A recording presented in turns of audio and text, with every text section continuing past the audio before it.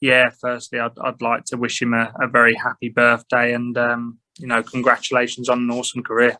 Absolute amazing ambassador for our sport. I've had the pleasure of obviously playing him and having a chat with him and kind of picking little bits of information off him. And,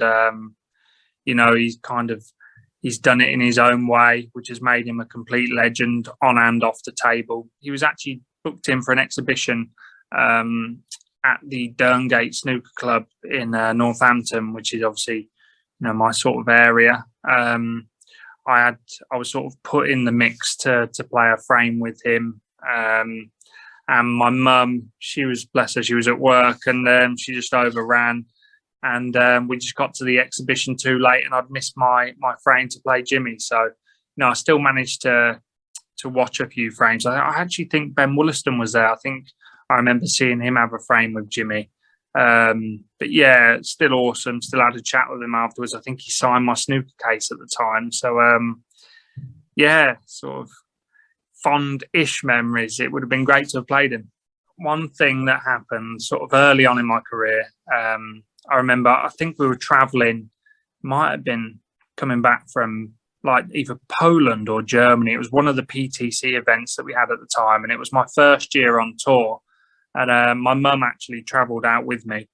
And it was when I was with a company called On Cue Promotions, which were Paul Mount's, they called it the Pink Army, which was obviously raising awareness for breast cancer. And Jimmy was a part of that as well. And I think they'd booked us all on like the same flight. And it just so happened that we were flying back into Luton Airport, and it was one of those where you get on a transfer bus and it takes you to the car park for where you're all parked. And Jimmy just happened to be parked in the same car park. But as we've got off the transfer bus, the guy was obviously a big fan of Jimmy's, and he's got off, he's given Jimmy his suitcase, and Jimmy shook his hand. And I thought nothing of it. And he said, "Take care, mate. Like, thanks very much for giving us a lift," and walked off. And I looked at the guy, and I don't know how much money he'd given him, but Jimmy had slipped him a note whilst he'd give him like shaking his hand. And just there and then, I was just stood there, and I just thought, like, that was just a really classy thing to do, because the guy was obviously a big fan, and that's something that the guy will remember forever, that Jimmy had done that for him. So, that was a pretty cool moment.